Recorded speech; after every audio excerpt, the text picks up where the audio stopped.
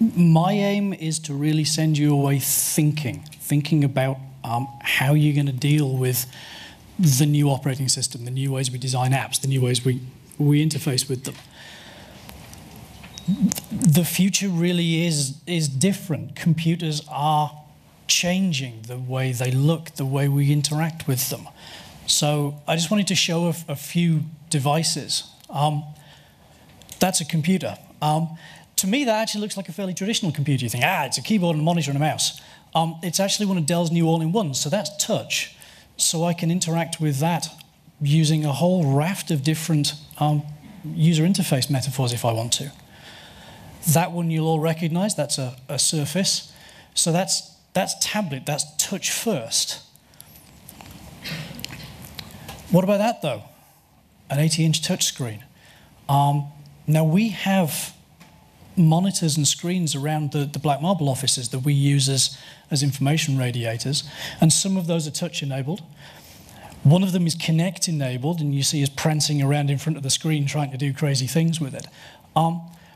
But actually, if you're designing applications for that, you've got to start asking yourself some interesting questions about what is the purpose of the application. What about these guys? So, you say this is a Windows 8 event, not a Windows Phone event. Well, yeah, that's true, but the guy on the right is running Windows Phone 8. It's the same core operating system kernel as Windows RT that's going to be on your tablet. The guy on the right's Phone 7. There's an awful lot of scope for reusing the same user interface. Elements, code, the whole lot can be transferred across. And this too, this is a real favorite of mine. This is a Samsung Surf 40, the device that used to be known as Surface before things got very confused. Again, it's all .NET. It's all the same device technologies. And I think, yes, this is a Windows 8 app day, but we shouldn't just be thinking about how do we build an app for Windows 8. We should be thinking about how we work for our customers to reuse all of that knowledge and technology and give them a beautiful, consistent experience across all of the different platforms. So, it's a new world. There are new challenges. You'll recognize some of these slides. Layout is our first challenge. And interestingly enough, I hadn't really realized until I was looking at these slides. The button on a Windows slate is on the long edge, not the short edge. If you think about all the competition, the button's on the short edge, not the long edge. And I hadn't really thought of that until I watched myself using a slate. I use it in portrait mode all the time. But a lot of Windows 8 applications are designed primarily for landscape. And I think that's at least in part because the button's on the long edge. And a lot of the research that's been done, people are using it, in landscape mode. Neil's already talked about the different layouts that we have to accommodate. We've got, we don't always have the full screen to ourselves. The users might have pushed us across to the side into Snap View. We might only be using the 2/3 we've got left because there's another application, Snap, next to us. All of these we have to take into account when we're designing the user interface, when we're thinking about how it's going to change and scale and stretch. Pixel density is a challenge, but I think actually Windows 8 has a much better story than possibly a lot of the other devices as to how we can tackle that and tackle it without having to do an awful lot of extra work and without having to make our apps quite bloated with different resources in. Size. It's not just size though, is it? It's shape. Monitors are all different aspect ratios. We've got 4:3, we've got 16:9, we've got 16:10. I've got a 1900 by 1200 monitor. We've got the new ultra widescreen that LG announced at one of the trade fairs just a few weeks ago. And I think this one is the really important one. This is one I'm going to bang on about most over the next few minutes, which is we have to decide what our application is going to do as we get bigger. Are we going to show more, or are we going to show exactly the same and scale it up? And that brings us back to our question of purpose again. And then I've put this down as a challenge. I think this is a real opportunity. It's something that you can really start to give a better experience. You can give more value to the people using your application. This is my start screen on my laptop, and I really like the wide live tiles. I drag them all together. I've got a little dashboard. It shows me what emails I've got. I didn't have any appointments coming up when I took this screenshot, but they show up there as well. I don't have to go into an application anymore. And it's really interesting. What I find on my desktop is this is my laptop screen, and over here, to the side of it, I have my big widescreen monitor. Sometimes that just stays in the start screen. And if I'm in Word or Excel and I'm working on things, I'm working on the big screen. And I've got this really nice dashboard out the corner of my eye that I can see what's changing. And I think you're missing a trick, you're missing a great opportunity if you don't think about how you can exploit those live tiles when you design your application. So, I'm going to tackle these in what I think is order of ease, if you like, order of complexity. Pixel density, I think, is probably the most straightforward problem that we've introduced today for you to solve. And the obvious way to do it, as Neil was saying, you create 3 sets of bitmaps. That sounds really familiar, doesn't it? Oh, we've increased the density of our display. You'll have to make all of your bitmaps 4 times the resolution. You can do that if you want. I think it's perfectly valid. I wouldn't. I would say to you, why are you using bitmaps? Windows 8 has all these really wonderful technologies. We've got SVG support, scalable vector graphics. We've got CSS3 support with CSS gradients, rounded corners, multiple columns. Why are we creating bitmaps? Or we can use XAML, a completely scalable vectorized user interface with animations and all kinds of things. So if you're migrating from another platform, absolutely, get your Photoshop guys in, get them to knock out lots of different size graphics. If you're starting from a clean slate, don't do that. If for no other reason, then it's going to be a very big application as you're downloading all of these graphics across the internet. This is the one, though, that I think I really want to get into your heads that you've got to think about. How are we going to deal with different shapes and sizes? And there is an easy way. We can just scale to fit. And actually, in a lot of circumstances, this might be completely appropriate. So I've taken a bunch of screens here of various apps. This is Mahjong. This is Mahjong running on my laptop, 1366 by 768. It's lovely, it's clear. I've got a nice centered game board. This is full HD.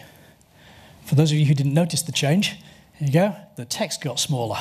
Way. In truth, though, actually, it didn't. This is just because I'm sizing these screens for my presentation. The text is exactly the same size, and we've scaled up the game board to fill the screen, because that's an appropriate way of doing it for that application, because the user experience needs to be consistent. It's a game. Why would I make it smaller? Why would I try and fit more stuff on the screen? I'm not going to have any more tiles on there. But for different applications, we might take the adaptive layout approach. And this is the one where you really need to put some thought in. I spent a long time looking for an application that I could go, this is fantastic, the way it deals with multiple sizes and shapes. Do you know the only one I could find? Cocktail Flow, and he's on next, so I'm not going to talk about that one. So I'm going to show you, because I can pick on them, some Microsoft apps. This is Mahjong on my laptop screen.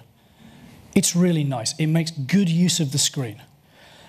I've got this hint because things are sticking off the edge that if I pan and scroll, I'll find something more. It fills the space. It's got good balance. It's quite visually arresting. It does everything I need. When we scale it up, yeah, this for me starts to struggle. With my sort of aesthete hat on, I hate that space down there. The balance is off. It's not right somehow for me. Yes, we've got more space. We've taken advantage of the extra real estate by showing more content. But somehow it's lost that visual flair. And I probably would have done it slightly differently. I might even have just scaled that so I got the same experience. Because in this particular application, I don't think I, as a user, get any great benefit from seeing any more things on that screen. It doesn't make my life any richer. It's not giving me any more information that gives me a better life or a more interesting life. However, This one, this is the Bing News app. So my screen again. On the laptop, I've got a really powerful image, but I've still got that hint that there's something off to the side. And we only have a certain amount of screen height. So as I pan around, I've basically got 2 rows of news items, and the hero one's a double height. But when we scale that up to the larger screen, here's where the thought comes in. So we haven't just scaled it, we've actually changed the proportion of the picture. We've given more real estate to the news items. So now the whole of the column for headlines is visible to me. That is potentially a very useful information radiator. I could stick that on an 88-inch screen and it would be useful to me across the room. It's big enough that I can read it, it's showing enough information that it's actually serving a purpose, and then if I want to walk up to it and start swiping around, I can get more information. What happens, though, when we hit portrait? A lot of the other tablets that are on the market are actually not widescreen. They're 4:3. Now, what that means is a Windows 8 tablet is actually very, very tall and thin when you move into portrait mode.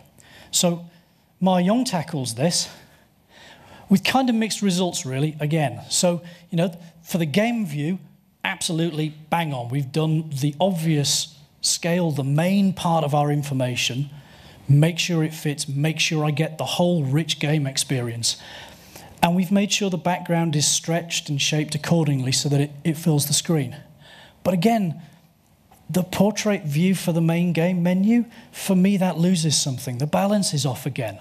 If it was me, I probably would have reconfigured the controls, so maybe I scrolled up and down rather than left to right. I certainly would have tried to use that dead half of the screen. You know, it's just sitting there doing nothing is an opportunity lost. Worse than that, though, this is the Bing News app, the one that I thought was really great. It's visually arresting. What do I do with that? There's no hint as to how I use it. There's no suggestion that there's more content there. So unless I want to explore, I'm not going to find anything. And it certainly doesn't work if we turn our 88-inch screen on its end, because then I've got a very large picture frame. It is, however, quite a good example of making sure that our important information is reformatted to fit. So when you're starting to think about the design of your application, you have to really, really look at its purpose, look at what information is important, look at how you're going to present it to the user. Think about how you're going to suggest to the user that they're going to use your application. So I wanted to give you a good example. And like I said, I couldn't use Cocktail Flow, because that would be unfair, because I just steal somebody else's presentation. So I stick to Metro Twit. And I like Metro Twit. It's a free Twitter client. And it's just good use of space. So this is my standard 1366, 768 laptop view. It's a really clean UI. I've got some obvious controls over the other side that I can tap these, and it will show timeline or mentions or direct messages. You can see that I've got columns of information. I can drag these on there.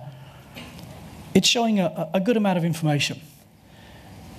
When I go up the resolution steps, I get more information. And I think that's probably a good way of doing it. It's made the columns wider, I can get more tweets on there. But if you actually look at it, it hasn't really shrunk the text size that much. You know, I mean, you guys can quite happily from the back read that text, right, on our 88-inch touchscreen. So it's still useful as an information radiator, as well as the kind of up close and personal I'm interacting with this application. But where they've really gone to town is they've actually thought then about how the application is going to be used in those slightly more obscure modes. So their portrait view says, you know what, we're long and thin. We're going to go with that. We can't show you multiple columns, but we'll make sure our UI is still consistent. We'll make sure it's still clear. So we'll show you a single column and you can switch between it. It works really well. And the snap view, they've thought long and hard about what's important to me as a user. So, you know, I don't care about Chrome in my Twitter client. I want to see tweets. So I can see tweets. And here they've changed. All of this user interface has vanished, and I get a very simple but fairly obvious because there's an arrow there, so I know that I probably want to poke this and it'll do something, menu that will allow me to change between those different columns of information. And I just want to sort of send you away with this as a good example of what you should be thinking of for the experience that you're presenting to your users in your application. It should be the best, most beautiful experience for each particular shape, size, or variation of the device that I'm working on. So, your mission, Jim, should you choose to accept it, is cast out your bitmaps. Why are we still using bitmaps? You know, like I said earlier on the panel, stop using Photoshop to build your design comps. Use something else. Make all of your screen controls vectorized.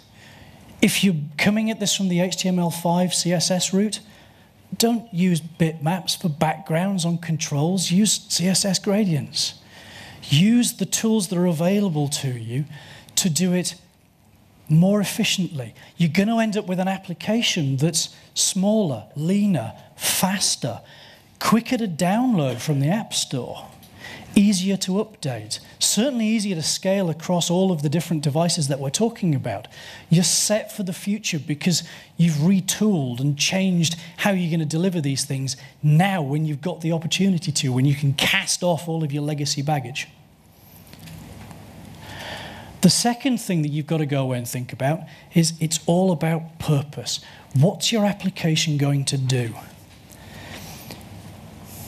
If it's a news app, and it might be the kind of thing that we do want to just look at and watch changing status updates, maybe like MetroTwit, then the experience we deliver on a larger screen is very different than maybe something where I want lots and lots of information, the travel search application, if you like. If I'm looking for holidays, I'm doing that right in front of me. I'm not going to do it on the wall. So if I've got a bigger screen, I'd rather see 20, 30, 40 search results than 10. And you need to think about what are the key important elements in your application and make sure that those are always presented front and center and easy to identify and access by the users when you're dealing with the snap view, when you're dealing with the smaller fill view, when you don't have the whole screen. And please don't, as I've seen quite a few applications do, in the snap view, just present a little message that says this application does not support snap view, thanks very much, bye now. Because we're going to have a competitive ecosystem. You know, if your user loves your app, he'll tell his friends. They'll download your app. If he hates it, he's going to tell them that too. So, you know, it needs to be beautiful. It needs to be rich. It needs to be fun. And this is not new. The web guys have been talking about responsive design and progressive enhancement and graceful degradation for years now. And they've got a raft of good practice and documentation and good ideas and websites and articles and knowledge that you can tap into and use with very little manipulation and munging around. And it's all good. It's all useful for the kind of design challenges that we're facing with Windows 8 and our different screen sizes and our different platforms. So that is design.windows.com. If you are the creative guys, if you're the guys that are thinking about how you're going to stretch and shrink your application, that's the place to go. There's a great mix of technical and non-technical content. I shamelessly stole some of the graphics from there. It's very clear, it's very concise, and I'd urge you all to go and have a look. The devs in the room, you probably want to go look at dev.windows.com. And with that, I will say thank you, and hopefully I have dragged us back onto time for the mighty Josh.